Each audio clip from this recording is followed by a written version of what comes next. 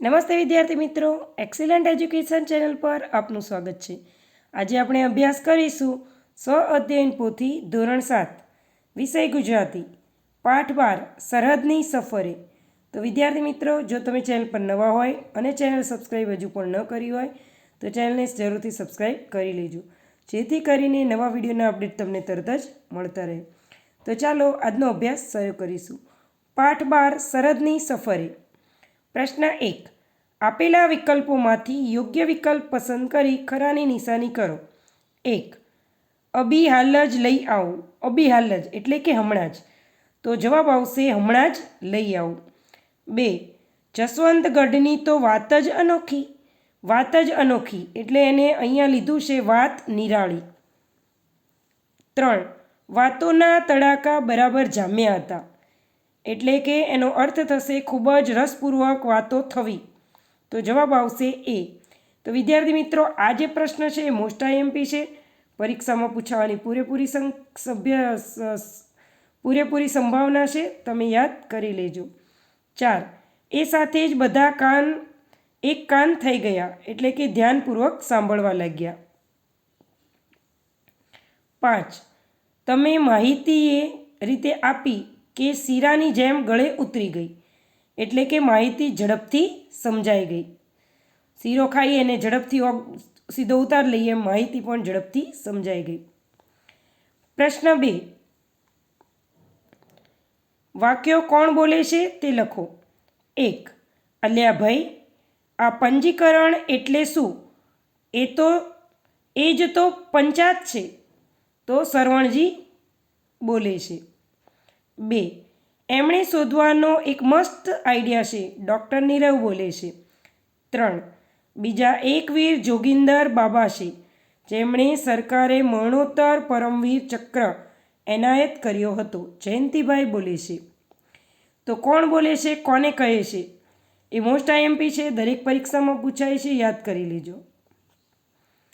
4, અસાંજો કચ્છ પાટણથી નજીક હો, રાધનપુરથી આડેસર કતે દૂર હૈ, એટલે હસમુખભાઈ બોલે છે। 5, એક જ શરતે તમારે પણ કંઈ સંભળાવવું પડશે, ભરતભાઈ બોલે છે। પ્રશ્ન 3, આપેલી વિગતને આપેલા પ્રશ્નોના ઉત્તર લખો। વિગતો આપી છે તેના આધારે આપણે પ્રશ્નોના જવાબ લખવાના છે। તો પહેલાં આપણે વિગતોનો અભ્યાસ કરી લઈએ। ગુજરાત રાજ્ય માર્ગ પરિવહન નિગમ, નંબર છે 402300, વડોદરા ડેપોની આ ટિકિટ છે। તારીખ છે 10/1/24, વડોદરા મકરપુરાથી સુરત જતી બસ છે। બસનો પ્રકાર છે લોકલ, તેનો સમય છે 7:40-43, એટલે કે 7 કલાક 40 મિનિટ 43 સેકન્ડ। કુલ અંતર છે 150 કિલોમીટર। ફૂલ ટિકિટ એટલે કે 85 રૂપિયાની એક, એટલે 85 રૂપિયા તેની ટિકિટ થશે। નોંધ, આ ટિકિટનો ઉપયોગ બીજી વખત કરી શકશો નહીં। તો આ રીતે આપણને વિગતો આપેલી છે, હવે તેના આધારે આપણે જવાબ આપીશું। પ્રશ્નો 1, તમારે અમદાવાદ જવું છે, તો તમે આ બસમાં મુસાફરી કરી શકશો? કેમ? તો આ જે બસ છે એ વડોદરાથી સુરત જાય છે અને મારે તો અમદાવાદ જવું છે, એટલે જવાબ આવશે ના, આ બસ અમદાવાદ જતી નથી, વડોદરાથી સીધી સુરત જશે, એટલે હું તેમાં મુસાફરી કરી શકીશ નહીં। 2, સુરત જવા માટે અમારી પાસે ₹50 છે, તો તમે મુસાફરી કરી શકશો? કેમ? તો જવાબ આવશે ના, કારણ કે સુરત જવા માટે વડોદરાથી સુરતની ટિકિટ 85 રૂપિયા છે અને મારી પાસે તો 50 રૂપિયા જ છે, એટલે ના, આખી ટિકિટ 85 રૂપિયા છે, તેથી હું મુસાફરી કરી શકીશ નહીં। 3, તમારો મિત્ર 6 ટિકિટ લેશે, તો તેને કેટલા રૂપિયા ચૂકવવા પડે? એક ટિકિટના 85 રૂપિયા, તો 6 ટિકિટના કેટલા? એટલે 85 × 6, તો 510 રૂપિયા આપણે ચૂકવવા પડે। 4, આપેલ વિગતને આધારે ફૂલ શબ્દનો ગુજરાતી અર્થ લખો। ફૂલ શબ્દનો ગુજરાતી અર્થ, ફૂલ એટલે પૂરી અથવા તો આખી। 5, આ ટિકિટનો બીજા દિવસે ઉપયોગ થઈ શકશે? કેમ? જવાબ: ના, આ ટિકિટનો બીજા દિવસે ઉપયોગ ન થઈ શકે, કેમ કે ટિકિટ માત્ર 10/1/24ના રોજ જ ચાલશે, એટલે કે 10 તારીખના દિવસે જ ચાલશે, પછી આ ટિકિટ ચાલશે નહીં. પ્રશ્ન 4. જુદી જુદી બોલીમાં વપરાતા શબ્દોને માન્ય ભાષામાં લખી ઉદાહરણ મુજબ વાક્ય બનાવો. ઉદાહરણ: પંદર તો 15. વાક્ય: વિહાન 15 દિવસ પછી અમદાવાદ જશે. 1. પોયરો. પોયરો એટલે છોકરો.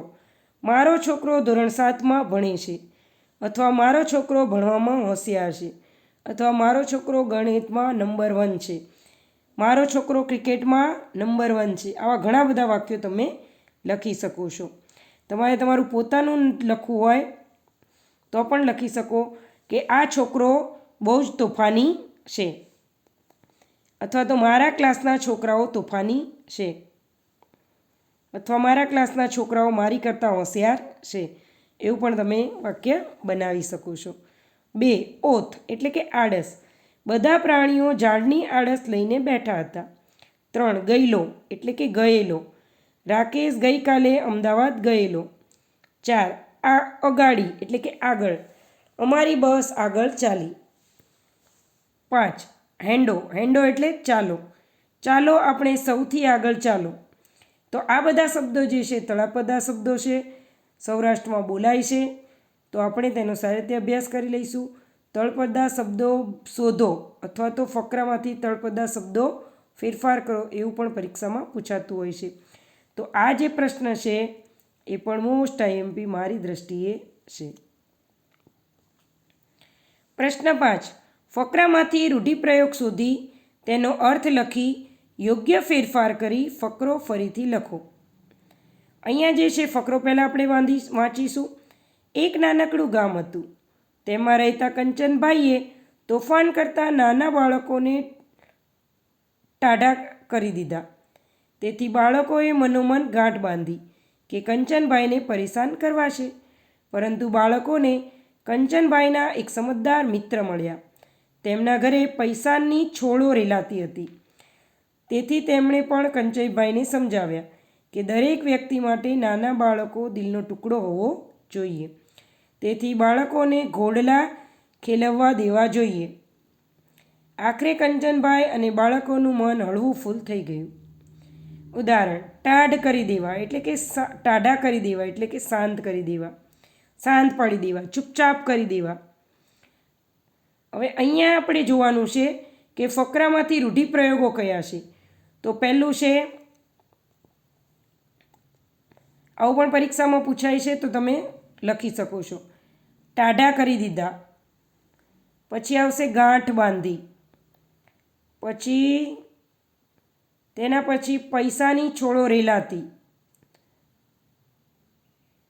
કોડલા ખેલવવા દેવા અને હળવા ફૂલ થઈ જવું. તો આ બધા જે છે રૂઢિપ્રયોગો છે. હવે રૂઢિપ્રયોગનો ઉપયોગ કરી અને ફકરો ફરીથી લખીશું. એક નાનકડું ગામ હતું. તેમાં રહેતા કંચનભાઈને તોફાન કરતા નાના બાળકોને શાંત કરી દીધા. તેથી બાળકોએ મનમાં નક્કી કર્યું કે કંચનભાઈને પરેશાન કરવા છે. પરંતુ બાળકોને કંચનભાઈના એક સમજદાર મિત્ર મળ્યા. તેમના ઘરે ખૂબ સંપત્તિ હતી. તેથી તેમણે પણ કંચનભાઈને સમજાવ્યા કે દરેક વ્યક્તિ માટે નાના બાળકો ખૂબ પ્યારા હોય છે. તેથી બાળકોને આનંદ કરવા દેવા જોઈએ. પ્રશ્ન 6. પ્રશ્નોના ઉત્તર લખો. 1. શક્તિપીઠ એટલે શું? ગુજરાતમાં આવેલ શક્તિપીઠના નામ આપો. તો આ પ્રશ્ન જે છે મોસ્ટ આઈએમપી છે, પરીક્ષામાં પૂછાશે જ. પહેલાં શોધીશું શક્તિપીઠ એટલે શું. તો શક્તિપીઠ એ હિન્દુ ધર્મમાં દેવી શક્તિની પૂજા માટેનું પવિત્ર સ્થળ છે. પૌરાણિક કથા અનુસાર ભગવાન શિવે સતીના શરીરને લઈને આખા ભારતમાં ભ્રમણ કર્યું હતું. તે દરમિયાન તેના શરીરના અંગો જુદા જુદા સ્થાને પડ્યા, જે આજે શક્તિપીઠના સ્વરૂપમાં પૂજાય છે. ગુજરાતમાં અંબાજી, બહુચરાજી, પાવાગઢ, ચોટીલા વગેરે શક્તિપીઠો આવેલા છે. તમે મને કોમેન્ટ કરીને જણાવજો કે તમે આમાંથી કયા શક્તિપીઠ ગયેલા છો. હું અંબાજી ગયેલી છું, પાવાગઢ ગયેલી છું અને ચોટીલા 3 શક્તિપીઠ ગયેલી છું. બહુચરાજી શક્તિપીઠે હું ગયેલી નથી. તો તમે જો કોઈ આ શક્તિપીઠમાં ગયા હોય તો તરત કોમેન્ટ કરીને મને જણાવજો. પ્રશ્ન 2. પદચિહ્ન એટલે શું? તમે કઈ કઈ જગ્યાએ પદચિહ્નો જોયા છે લખો. જવાબ: પદચિહ્ન એટલે વ્યક્તિના પગના નિશાન, જે કોઈ દેવી દેવતા કે પવિત્ર વ્યક્તિના હોય છે. ગુજરાતમાં ઘણા મંદિરોમાં આવા પદચિહ્નો જોવા મળે છે. મેં સ્વામિનારાયણ મંદિરના સંપ્રદાયમાં ભગવાન સ્વામિનારાયણના પદચિહ્નો જોયા છે. આ ઉપરાંત ભગવાન રામના પણ પદચિહ્નો મેં જોયા છે.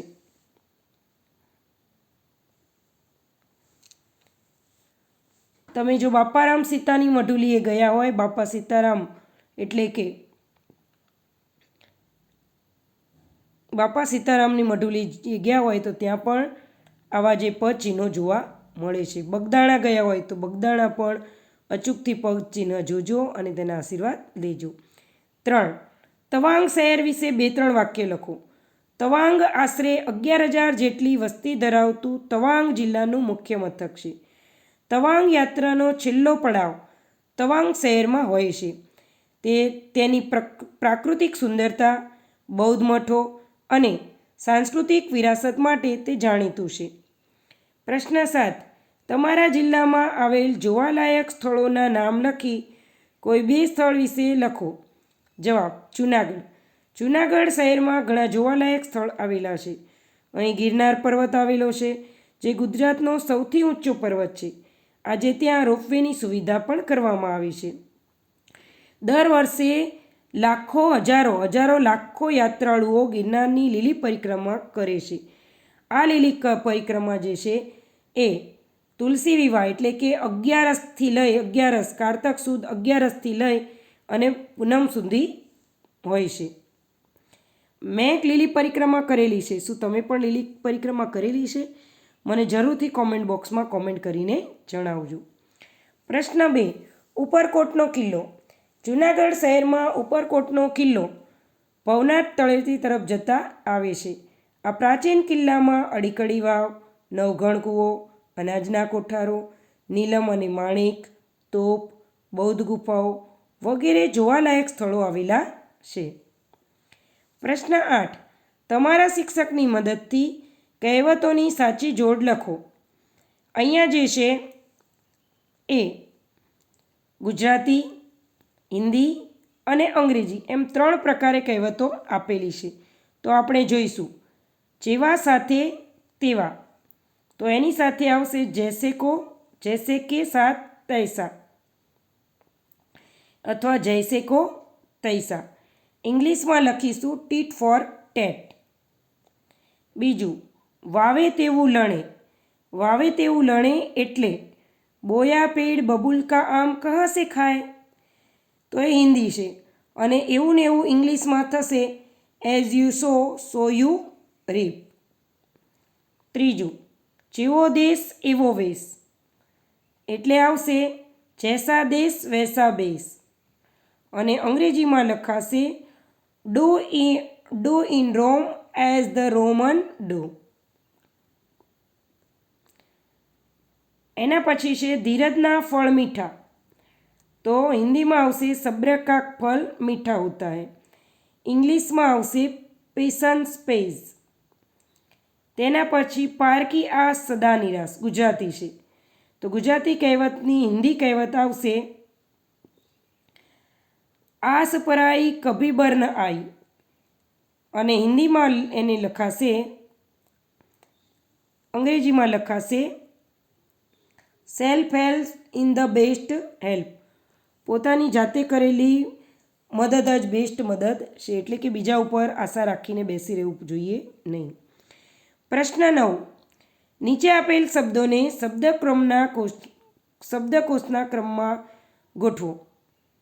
1. અનુષ્કા, આઝાદ, ઈશ્વર, નેશનલ, નૈસર્ગિક અને સંસ્કૃતિ. પ્રશ્ન 10. નીચે આપેલા ફકરાનું વાંચન કરી સમયની નોંધ કરો. તો ચાલો પહેલાં ફકરાનું વાંચન કરીશું. ગુજરાતના મહેસાણા જિલ્લામાં મોઢેરા ખાતે આવેલ સૂર્ય મંદિર સોલંકી યુગના રાજવી ભીમદેવ પ્રથમના શાસનકાળમાં બંધાયેલું હતું. આ મંદિરનું પૂર્વ દિશામાં આવેલ પ્રવેશદ્વાર એવી રીતે રચાયેલું હતું કે સૂર્યનું પ્રથમ કિરણ મંદિરથી છેક અંદર ગર્ભગૃહ સુધી રેલાઈને સૂર્ય પ્રતિમાના મુકુટમાં મધ્યમાં રહેલ મણિ પર પડતા સમગ્ર મંદિર પ્રકાશથી ઝળહળી ઉઠતું. પરિણામે સમગ્ર વાતાવરણમાં જાણે કે દિવ્યતા પ્રગટતી હતી. આ મંદિરમાં સૂર્યની બહાર વિવિધ મૂર્તિઓ અંકિત થયેલી આજે પણ જોઈ શકાય છે. મંદિરની બહારના જળકુંડની ચારે બાજુ નાના નાના ફૂલ 108 જેટલા મંદિરો આવેલા છે, જે ઉષા અને સંધ્યાકાળે પ્રગટતી દીપમાળાને લીધે એક રમણીય દ્રશ્ય ઊભું કરે છે. શું તમે મોઢેરાના સૂર્ય મંદિર જોવા ગયા છો? મેં તો જોયું છે. તમે જોયું હોય તો જરૂરથી કોમેન્ટ બોક્સમાં કોમેન્ટ કરજો. પ્રથમ પ્રયત્ને લાગેલો સમય. પહેલાં આપણે ફકરો વાંચીએ છીએ તો કેટલો સમય લાગે છે? તો મારે 1 મિનિટ નથી થઈ, પણ તમે વાંચશો તો 1 મિનિટ થશે. બીજી વાર વાંચ્યું તો 55 સેકન્ડ થાય અને ત્રીજી વાર 50 સેકન્ડ. તો આ રીતે એકનું એક વાંચન વારાફરતી કરવાથી આપણી વાંચનની સ્પીડ વધે છે અને સમય ઘટે છે.